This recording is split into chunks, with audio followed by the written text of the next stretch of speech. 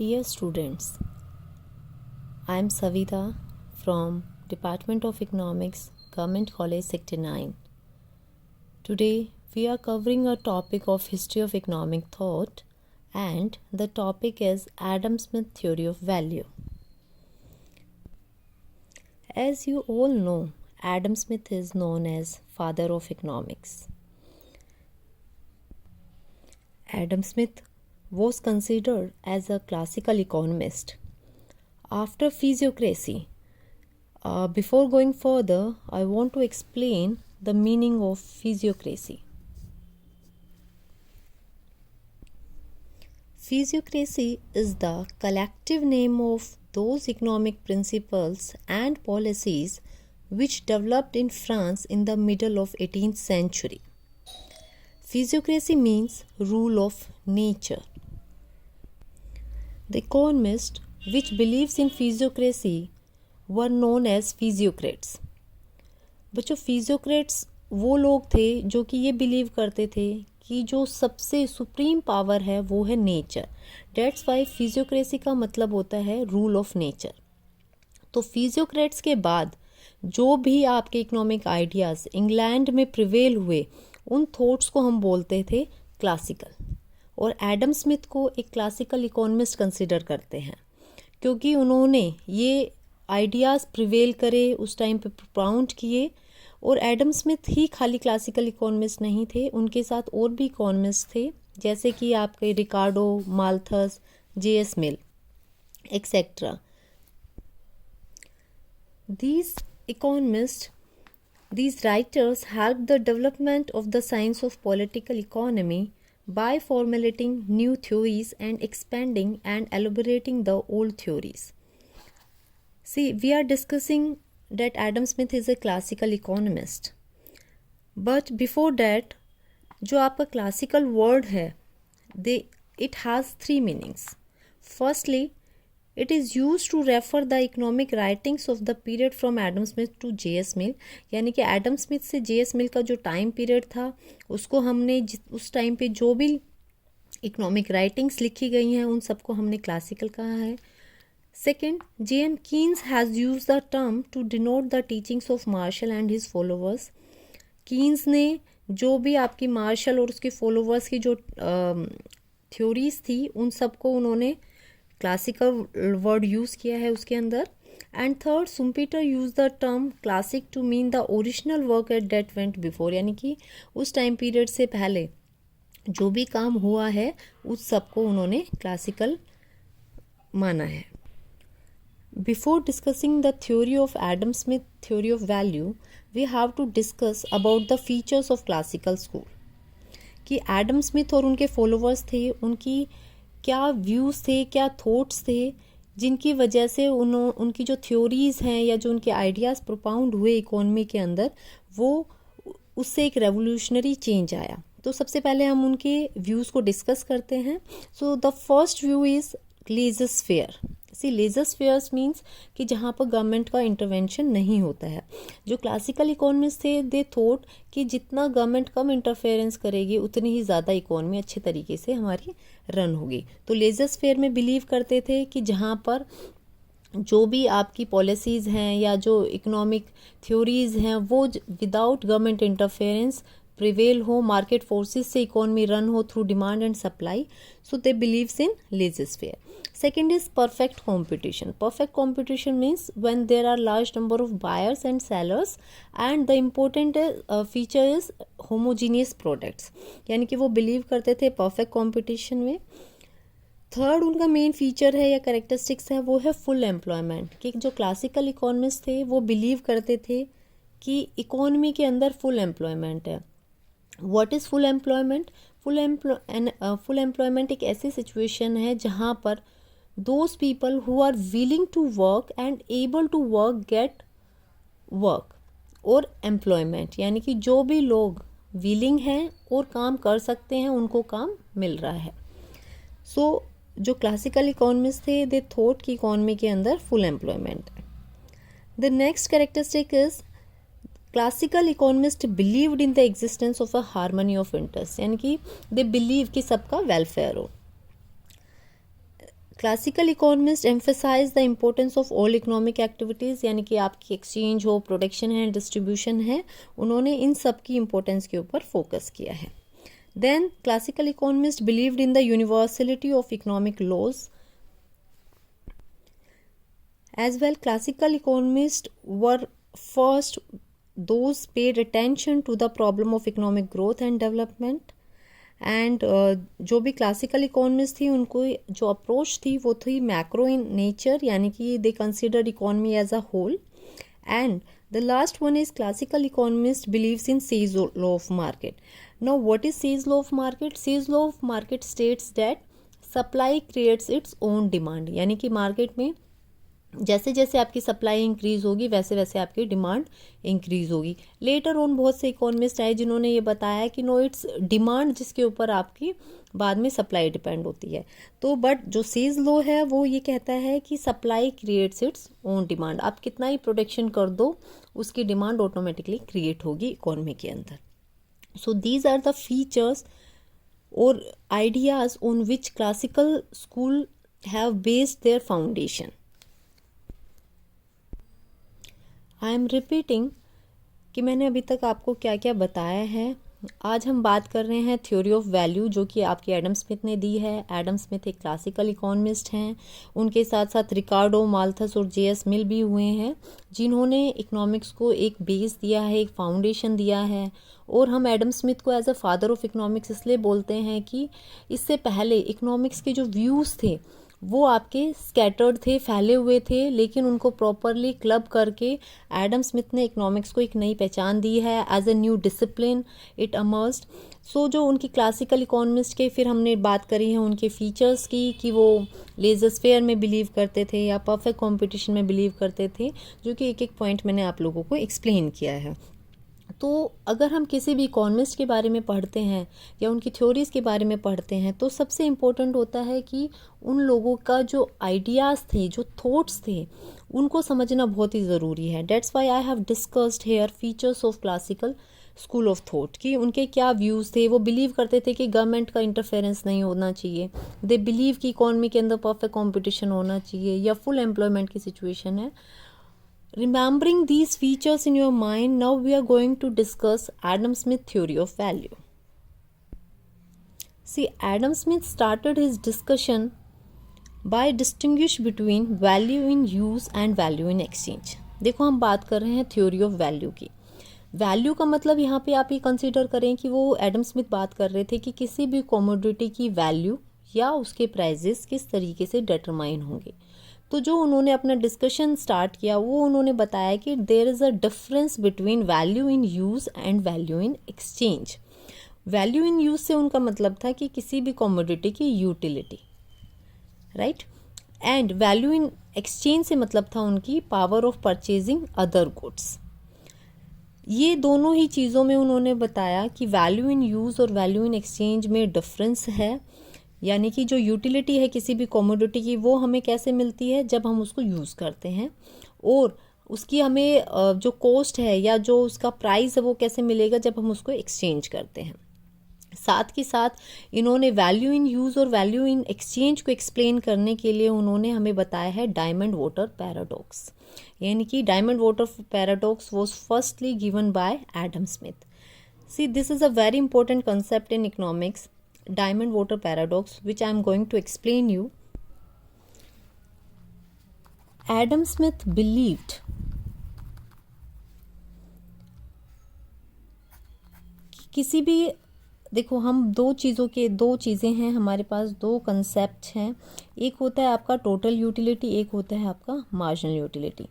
Adam Smith believe करते थे total utility में. टोटल यूटिलिटी का मतलब क्या है कि अगर आप कोई कमोडिटी को कंज्यूम करते हो तो उससे आपको जो सेटिस्फेक्शन मिलेगा, ठीक है, यानी कि आपने सपोज करो कोई कमोडिटी कंज्यूम करी, आपने 1 ग्लास ऑफ वाटर कंज्यूम किया, तो सपोज करो उससे आपको 5 यूटिल्स का सेटिस्फेक्शन मिलता है, ठीक है. फिर उसके बाद आपने another glass of water drink किया तो उससे आपको सपोज करो 7 यूटिल्स का सेटिस्फेक्शन मिलता है. तो इन सबको क्लब करके जो हमारा आएगा वो होगा आपका टोटल यूटिलिटी. तो एडम स्मिथ बिलीव करते थे कि किसी भी कमोडिटी की जो वैल्यू है वो उसकी टोटल यूटिलिटी से अराइज होगी, यानी कि अगर हम किसी कमोडिटी को कंज्यूम करते हैं तो उससे जो हमें सेटिस्फेक्शन मिलेगा, ठीक है, तो उससे उसकी वैल्यू को हम डिटरमाइन करेंगे। अब अगर हम इस कंसेप्ट को फॉलो करते हैं तो इसका मतलब क्या है कि उस किसी भी कमोडिटी की अगर टोटल यूटिलिटी ज़्यादा है तो उसकी वैल्यू भी क्या होगी, ज़्यादा होगी, या हम कह सकते हैं उसके प्राइसेस भी ज़्यादा होंगे। और अगर किसी कमोडिटी की टोटल यूटिलिटी कम है तो उसकी वैल्यू भी कम है और उसके प्राइसेस भी कम होंगे। इस कंसेप्ट के ऊपर आपका बेस्ड है डायमंड वाटर पैराडॉक्स। नाउ अब इसमें इसको हमने पैराडॉक्स क्यों बोला है? पैराडॉक्स इसलिए बोला है कि देखो, we have two commodities, one is diamond and one is water. Value in use की अगर हम बात करें या टोटल यूटिलिटी की बात करें तो वो आपकी वाटर की टोटल यूटिलिटी क्या होती है, ज़्यादा। अगर हम इस कंसेप्ट को फॉलो करते हैं तो वाटर के प्राइसेस क्या होने चाहिए, ज़्यादा, ठीक है। और अगर हम बात करते हैं डायमंड की तो डायमंड की टोटल यूटिलिटी आपकी क्या होती है, डायमंड की टोटल यूटिलिटी कम होती है, तो उसके प्राइसेस भी क्या होने चाहिए, कम होने चाहिए। लेकिन हमें क्या पता है, हमें तो ये पता है कि भाई डायमंड के प्राइसेस हैं वो ज़्यादा होते हैं और वाटर के प्राइसेस कम होते हैं। सो आपका क्या यहाँ पे अराइज होता है, पैराडॉक्स, कि भाई आपकी अगर हम बात करते हैं इस कंसेप्ट की जहाँ पर कि आपकी जो वैल्यू है वो किससे डिटरमाइन हो रही है, टोटल यूटिलिटी से। टोटल यूटिलिटी के कंसेप्ट के अकॉर्डिंगली हमारा ये पैराडॉक्स अराइज होता है कि यहाँ पर हमारा पैराडॉक्स क्या है कि भाई वाटर के प्राइसेस आपके कम होते हैं और डायमंड के प्राइसेस ज़्यादा होते हैं। लेटर ऑन इकोनॉमिस्ट आए जिनका नाम था जिवोन्स। मैं बात कर रही हूँ जिवोन की, जिन्होंने कंसेप्ट दिया है आपका मार्जिनल यूटिलिटी का। जिवोन्स ने एक्सप्लेन किया है कि किसी भी कमोडिटी की जो वैल्यू है वो उसकी टोटल यूटिलिटी से नहीं बल्कि कि उसकी मार्जिनल यूटिलिटी से डिटरमाइन होगी। अब हम डिस्कस करते हैं कि मार्जिनल यूटिलिटी क्या होती है। देखो, कोई भी एक एडिशनल यूनिट आप किसी कमोडिटी की कंज्यूम करते हो तो उससे आपकी टोटल यूटिलिटी में जो डिफरेंस आएगा वो होता है आपका मार्जिनल यूटिलिटी, राइट। अब मैं इसको एक एग्जांपल के थ्रू आपको एक्सप्लेन करती हूँ। सपोज करो कि आपने कोई कमोडिटी कंज्यूम करी, उसकी आपने मान लो सपोज करो 1 यूनिट किसी कमोडिटी की कंज्यूम करी है तो उससे आपको 5 यूटिल्स का सेटिस्फेक्शन मिला है। जब आपने एक एडिशनल यूनिट और कंज्यूम की, यानी कि सपोज करो आपने सेकेंड यूनिट आपने उसकी कंज्यूम करी उस गुड की, उससे आपकी जो यूटिलिटी आ रही है वो आपकी सपोज करो 7 यूटिल्स की आ रही है, यानी कि उसको कंज्यूम करने से आपको 7 यूटिल्स का सेटिस्फेक्शन मिल रहा है। तो मार्जिनल यूटिलिटी आपकी क्या हो गई यहाँ पर 2, यानी कि 7 - 5 = 2, यानी कि एक एडिशनल यूनिट आपने एक गुड की कंज्यूम करी है, उससे आपकी टोटल यूटिलिटी में जो चेंज आया है वो आपकी क्या होगी, मार्जिनल यूटिलिटी। तो यहाँ पर 2 आपके क्या हो गई, marginal utility.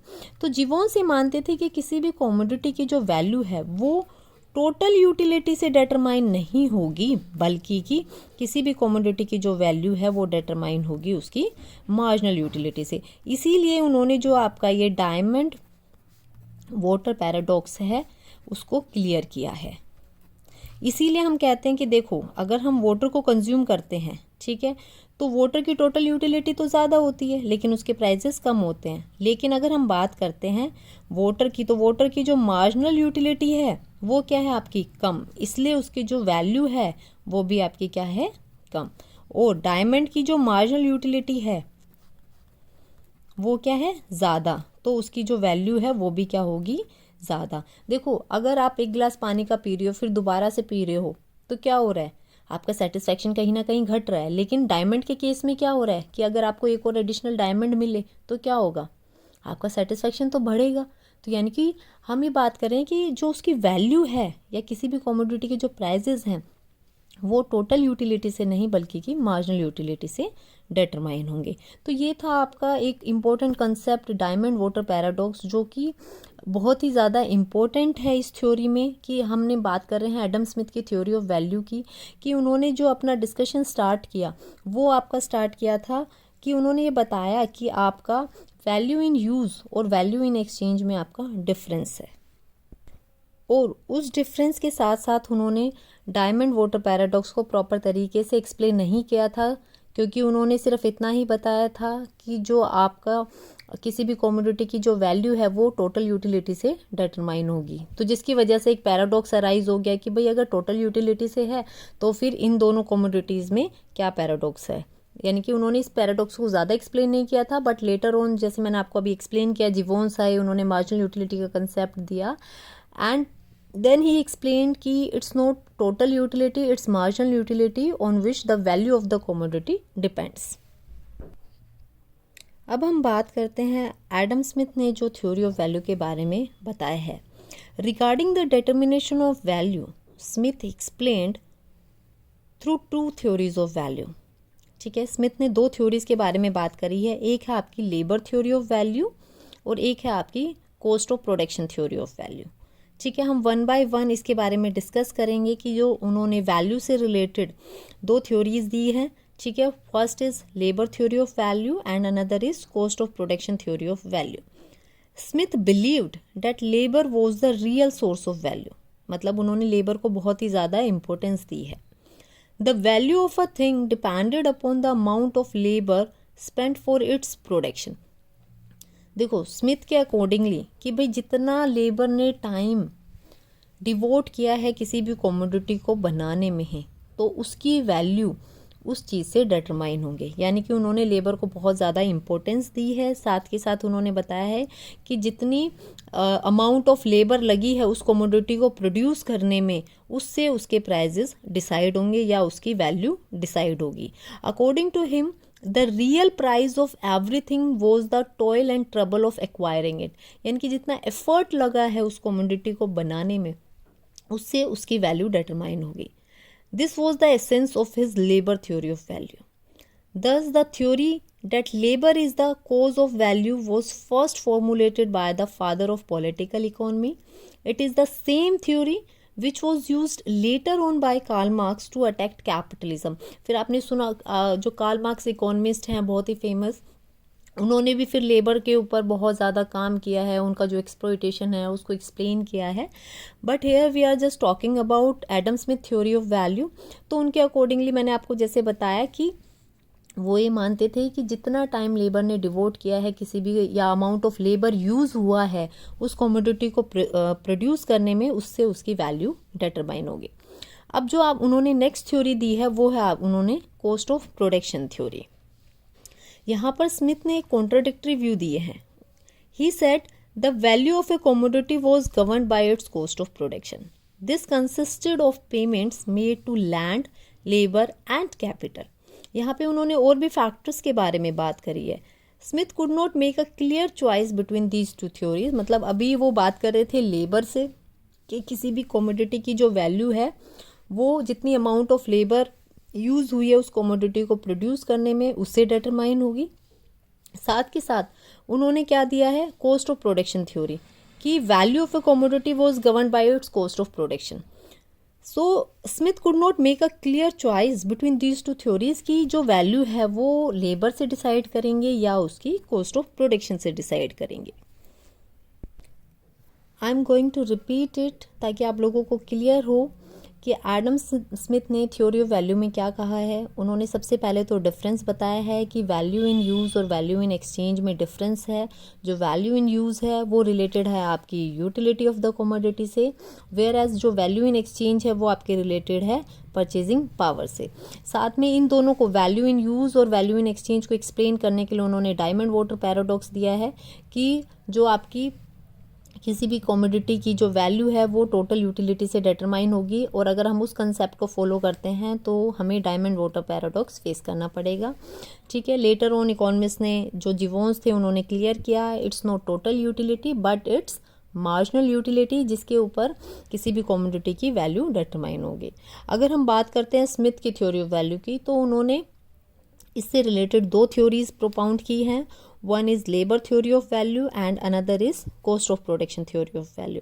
Labour theory of value में उन्होंने बोला है कि जितनी अमाउंट लेबर की यूज़ हुई है उस कमोडिटी को प्रोड्यूस करने में, उससे उस कमोडिटी की वैल्यू डिटरमाइन करेंगे। और दूसरी उन्होंने बताई है कि जो भी कमोडिटी है उसकी जितनी कॉस्ट ऑफ प्रोडक्शन है उससे उसकी वैल्यू डिटरमाइन होगी। However, Smith could not make a clear choice between these two theories कि वो लेबर थ्योरी से डिटरमाइन करने चाहिए या कॉस्ट ऑफ प्रोडक्शन थ्योरी से डिटरमाइन करने चाहिए.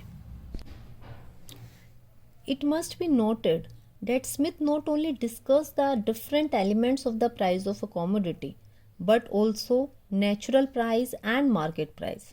He says that in an early primitive society where capital accumulation had not started and land was not appropriate, labor alone was the sole determinant and measure of value. यानी कि Adam Smith इस चीज़ पे focus कर रहे थे कि जो labour है, he was an important element in determining the value of a commodity. Then he turned to the actual world where more than one factor of production exists, and the production of a commodity is the result of the cooperative efforts of labor, land and capital. यानी कि पहले तो labour, जो Adam Smith है उन्होंने labour के ऊपर focus किया, but in reality labour can not alone produce a commodity. Labour किसी भी कमोडिटी के प्रोडक्शन में we need more factors like capital, we need land. So जब वो रियल वर्ल्ड में बात अगर एडम स्मिथ ने करी है तो ही क्लेम्ड कि और भी फैक्टर्स हैं जिनके कलेक्टिव एफर्ट्स से हम किसी कमोडिटी को प्रोड्यूस करते हैं. तो उन्होंने बताया इन सच ए सिचुएशन कि जो प्राइस है कमोडिटी का वो इन सब के रिवॉर्ड से डिटरमाइन होगा. यानी कि आप लेबर को वेजेस देते हो, लैंड पे रेंट देते हो, कैपिटल पे इंटरेस्ट देते हो, एंटरप्रेन्योर को प्रॉफिट देते हो, तो इन सब का जो रिवॉर्ड है उसके ऊपर जो किसी भी कमोडिटी है उसकी वैल्यू डिटरमाइन होगी. आफ्टर डेट एडम स्मिथ ने जैसे बताया कि किसी प्राइस ऑफ कमोडिटी के अलावा उन्होंने दो प्राइजेस की बात करी है. एक है आपका natural price and the another is market price. See, Adam Smith proceed to the treatment of natural and market price. In each society, there exists an average rate of interest, wages, profit and rent, which Adam Smith calls the natural rate. देखो हर society में कोई ना कोई एक normal, हम बात कर रहे हैं यहाँ पर एवरेज रेट की, यानी कि एवरेज रेट ऑफ इंटरेस्ट होगा, एवरेज वेजेस होंगी, एवरेज प्रॉफिट होगा एंड एवरेज रेंट होगा. इन सबको एडम स्मिथ ने बोला है natural rates and corresponding to this is the natural price. It is the price, और हम क्या कह सकते हैं कि जो आपका नेचुरल प्राइस क्या है, it is the price which covers the natural rates of profit, wages and rent. Thus, the concept of natural price is essentially the cost of production theory of value. यानी कि उन्होंने, हम बात करते हैं कि जो नेचुरल प्राइस है उसको किससे क्लब किया है, कॉस्ट ऑफ प्रोडक्शन से. एडम स्मिथ ने बताया कि एडम स्मिथ बिलीव्ड कि किसी भी इकॉनमी के अंदर कुछ एवरेज रेट्स प्रिवेल होते हैं. ठीक है, एवरेज रेट्स किसके प्रिवेल होते हैं कि आपके वेजेस के, रेट ऑफ इंटरेस्ट के,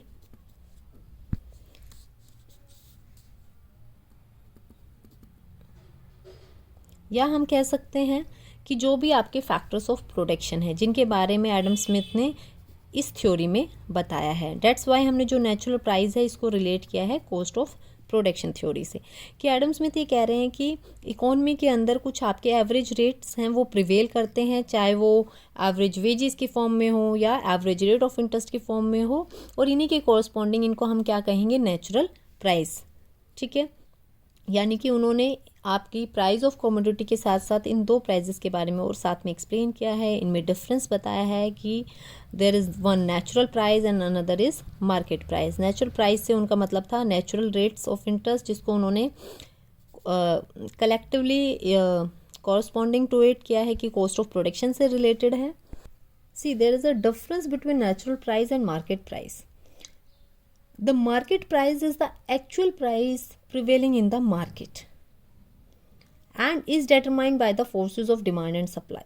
देखो मार्केट प्राइस बहुत ही क्लियर है कि जो भी मार्केट में एक्चुअल में जो प्राइस प्रिवेल हो रहा है किसी भी कमोडिटी का, जो कि किससे डिटरमाइन होता है, थ्रू डिमांड एंड सप्लाई से. तो उनके डिटर्मिनेशन से जो आपका प्राइस डिटरमाइन होगा उसे हम क्या कहेंगे, market price. The competitive mechanism of the market ensures the tendency towards the equilibrium or natural price in the long run. If the market price is higher than the natural price. अब यहाँ पे हम दो चीज़ों की बात कर रहे हैं, मार्केट प्राइस की एंड नेचुरल प्राइस की। हम एक सिचुएशन कंसिडर कर रहे हैं कि if the market price is higher than the natural price, the supply will increase and will bring the market price down to its natural price. Similarly, if the market price is less than the natural price, the supply will increase and push the market price down to natural price. So Smith made a clear distinction between natural price and market price. Now at last we are going to discuss the criticism of Adam Smith theory of value. अभी तक हमने Adam Smith की जो theory है उसको discuss किया है कि किसी भी कमोडिटी की जो वैल्यू है या जो प्राइजेस हैं वो कैसे डिटरमाइन होंगे। Now we are going to discuss about the criticism of Adam Smith theory of value. Adam Smith did not formulate a satisfactory theory of value. He himself could not choose between the two theories.